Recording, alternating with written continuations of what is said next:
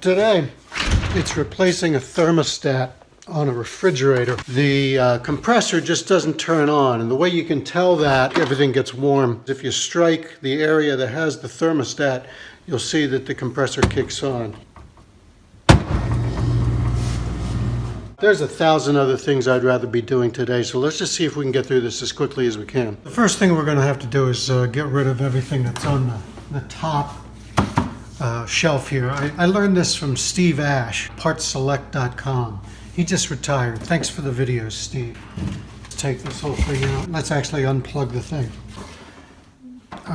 Geez, I hate this. Remove these knobs. I guess I'd better actually remove this light bulb. You're going to be taking out these 1/4-inch screws.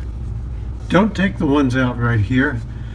That's locking down a circuit board, but you do want to remove these screws right here in order to get access to the thermostat assembly, be able to pull it up and then unscrew the thermostat from the structure that holds the thermostat. In this design, there is this metal rod that looks like it's used to actuate the baffle that controls the difference between the freezer temperature and the refrigerator temperature. And I can't remove that. There's probably a good way to remove that, but actually I don't think I'm going to need to do that, because I can just lift this and pull. Yeah, I can lift that enough to get to those 1/4-inch screws, unscrew those, and then take this, which is the tube that's used for the thermostat itself, and I just need to unravel that tube from around there, pull this out, and then put on the new thermostat. There we go. I was able to remove those 1/4-inch screws, and now I'll just go ahead and this is the thermostat. All I need to do is unravel the end of the thermostat, pull it out. I should be able to take this out. There we go. And then unloop this, and then I'm going to have to pull it out through here, because as you can see, it's locked in there, and I don't have the tools or the skill set to figure out how to get rid of that rod. Here, once again, I'm going to thank Steve, because he was the one that suggested using these needle nose pliers to disconnect this. At this point, you're probably saying, let's just go watch Steve's video. Probably a good idea. Then again, Steve's working in a completely sterile environment, unlike anything you would encounter in the field. Okay, this looks good. Now, having uncurled the tube that goes with the thermostat, now I am pulling it out. And this is looking real good. I'm going to need to take this off, put it on here, so I will get this as close as I can to a straight line, and then put that plastic tubing on it, being careful not to crimp it or bend it. There we go. It's about 3/4 of an inch. Let's see where this is. And be very careful when you cut this off not to cut into the metal tube. Okay, now I'm ready to thread this back through the same way I took it out. Yeah, went underneath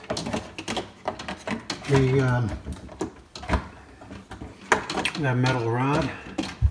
Yeah, now it's just a matter of reconnecting the wires and putting it back the way I found it, and then rethreading this tube the way it was originally. Now, I was stuck for about 30 minutes in the middle of this job, because the old thermostat had orange wire was on the bottom, the red wire was on the top. The new thermostat had those two terminals side by side instead of top and bottom. I did some Google searches. I finally found from our old friends at appliancepartspros.com a nice thread of questions and answers, where almost all of them were, hey, where do I put, where do I put the orange wire? Where do I put the red wire? Well, the answer is, doesn't matter. They describe this as a closed circuit. It doesn't matter which one you connect. It'll work either way. Okay, so I've gotten everything put back the way I found it.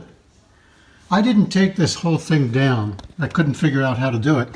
But I just threaded the tube through, wrapped it around, and now let's go ahead and give it a try. I don't think I damaged anything. Let's see what happens. Oh, isn't that nice? That's the sound of a compressor turning on. And if you recall before, I had to strike this thing in order to get that to happen last time. Let's see if it holds up. I almost didn't publish this video because I did everything wrong. I found a video from a company called repairclinic.com that was exactly the same model, and I realized if I had the right screwdriver with me, I could have disassembled that whole top assembly and had it a lot easier to get at. You know, it's a little 90-degree screwdriver. It's probably at one of the kids' houses. I know I owned it at one point in my life, but I couldn't find it, and so I just improvised. And so I was thinking, no, why am I going to put this video out? It's just stupid. I did everything wrong. But then it worked. Everything worked out. So even though I did most of the things wrong, and it was way harder than it needed to be, it ended up working, and I'm very happy about that. So that's the moral of the story. Good luck with your repair. Oh, and one more thing. My lousy job at putting all this back together means that this rod for controlling the baffle between the two compartments, it's not doing very well. I don't really care about that.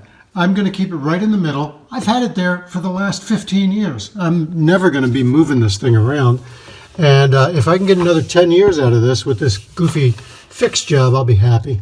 So that's not perfect. That's not in 100% working order. It kind of works. It kind of works, but it's not particularly reliable. So I put that back on. Let's go ahead and put this back on and give it a try.